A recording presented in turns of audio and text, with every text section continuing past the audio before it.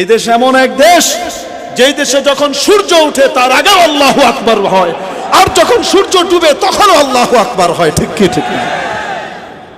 জাগ্রত কবি মহিব খান জবরদস্ত তরিকায় এই বাস্তবতা ফুটিয়ে তুলেছিলেন। এদেশে আল্লাহু আকবার ধ্বনিতে সূর্য ওঠে, এদেশে আল্লাহু আকবার ধ্বনিতে সূর্য ডোবে। ঠিক কি ঠিক না? এমন এক দেশের ভিতরে নাস্তিকবাদী কালচার, ইনুনুনুর কালচার চলবে না। এখন লিস্টি করছে 15 জন। এই ছাগল, তোরা কি আমরা গরু মনে করছে?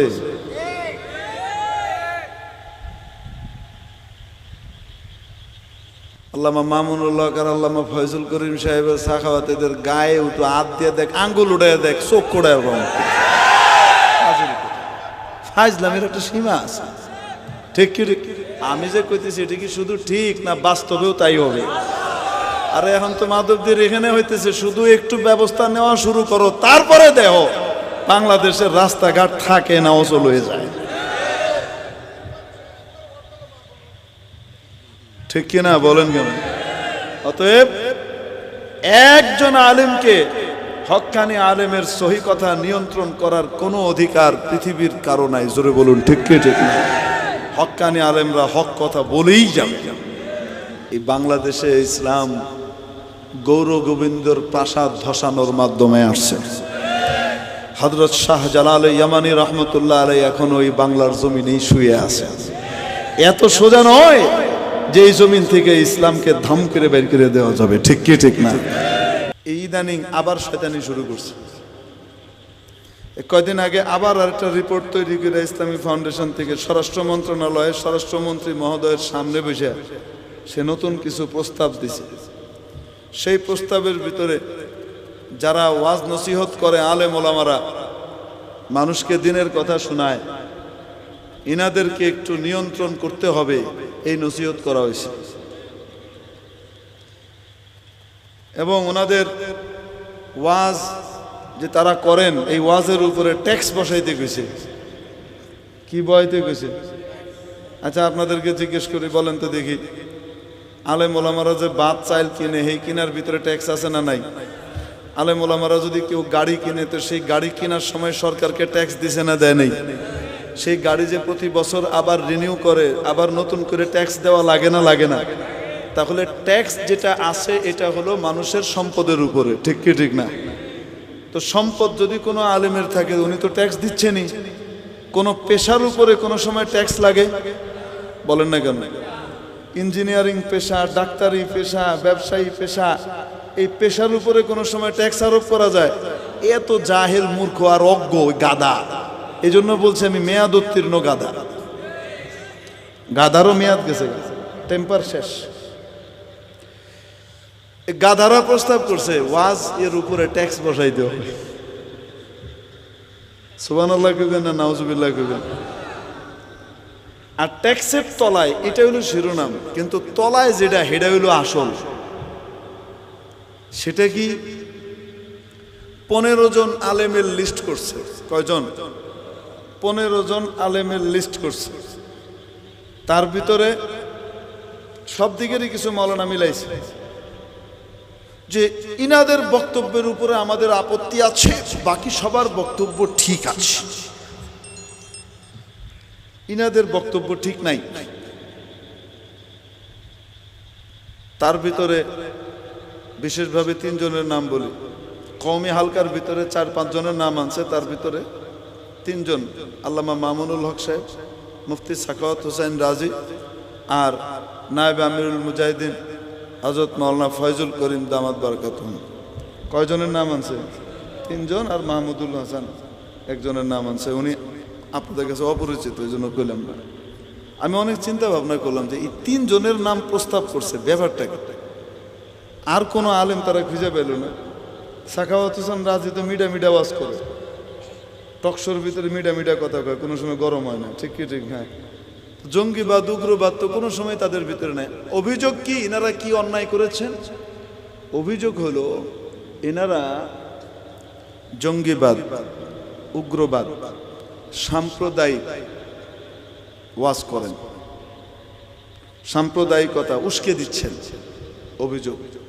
এবং ইনারা দেশীয় সংস্কৃতির বিরুদ্ধে কথা বলেন, যেমন পহেলা বৈশাখে বর্ষবরণ, মঙ্গল শোভাযাত্রা ইত্যাদির বিরুদ্ধে কথা বলেন। এই হলো আসল জিনিস, ঠিক কি ঠিক না? আমি অনেক চিন্তা করলাম যে এই তিনজনের নাম এখানে আনছে, ব্যাপারটা কি? তারপরে একজনের কাছ থেকে আলোচনা হইতে হইতে মাসলা বেরিল,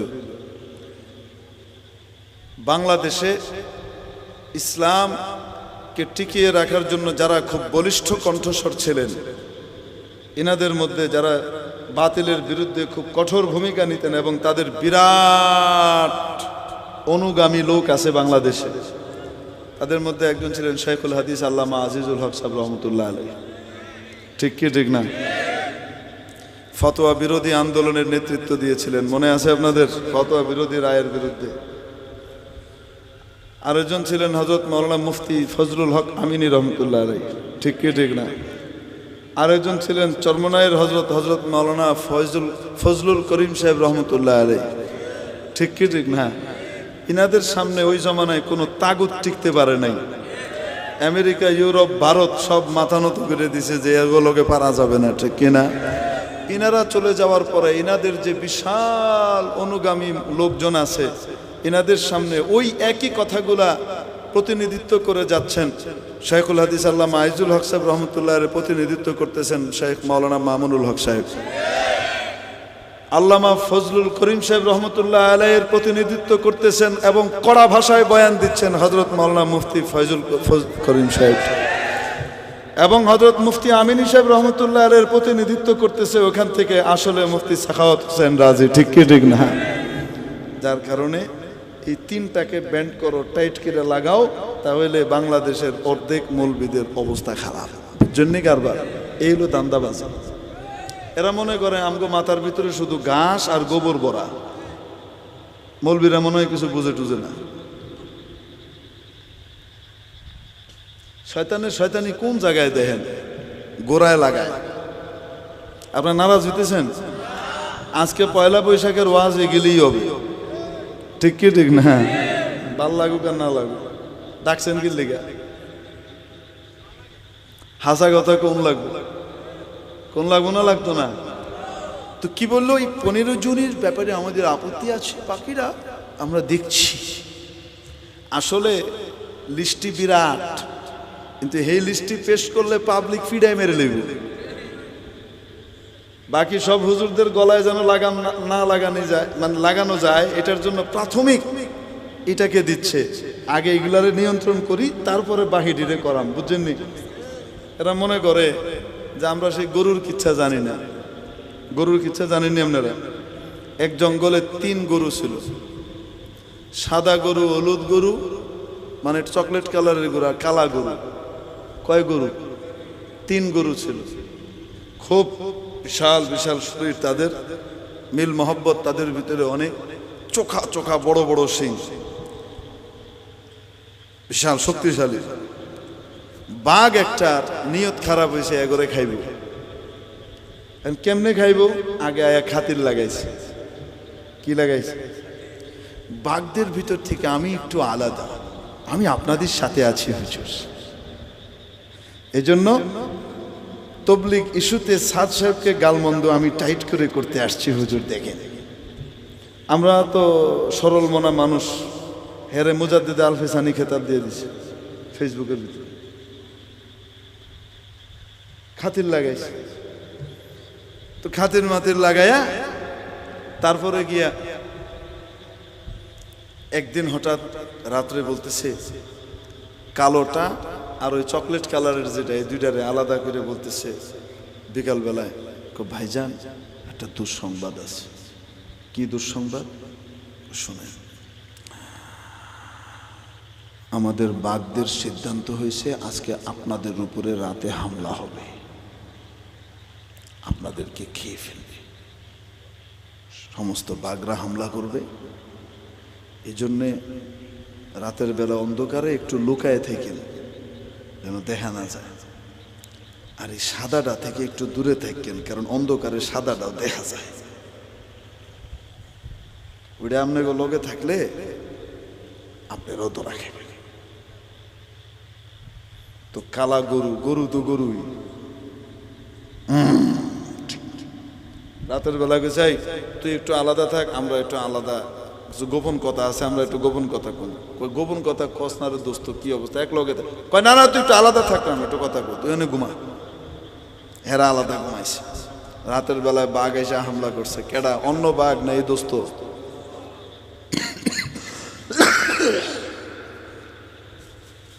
খায়া শেষ।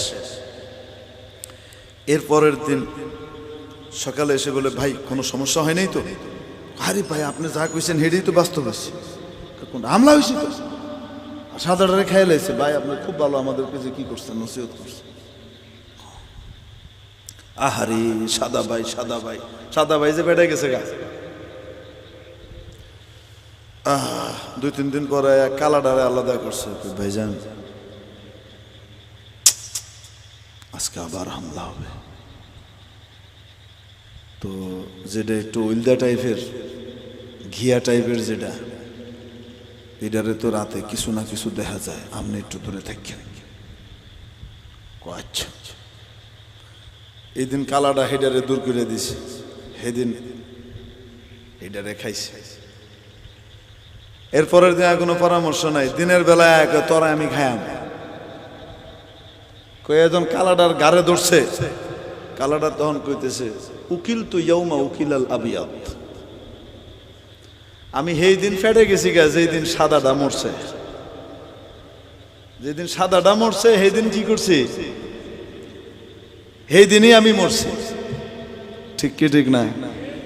কত বড় কথা বলে। দেশীয় সংস্কৃতি বা এটা কোন হালুয়া? দেশীয় সংস্কৃতি মানে কি বলতেছে একদম উল্লেখ করে দিছে। পয়লা বৈশাখ, মঙ্গল শোভাযাত্রা, এগুলোর বিরুদ্ধে তারা কথাবার্তা বলেন।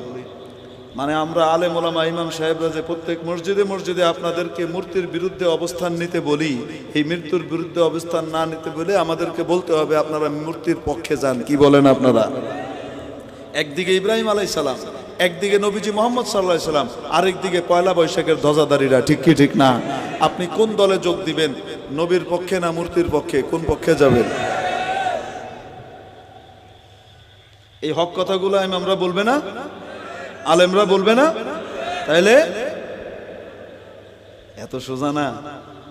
এই বাংলাদেশে ইসলাম গৌর গোবিন্দর প্রাসাদ ধসানোর মাধ্যমে আসছে। হযরত শাহ জালাল ইয়ামানী রহমতুল্লাহ আলাইহি এখন ওই বাংলার জমিনেই শুয়ে আছে। এত সোজা নয় যে এই জমিন থেকে ইসলামকে ধাম করে বের করে দেওয়া যাবে। ঠিক কি ঠিক না?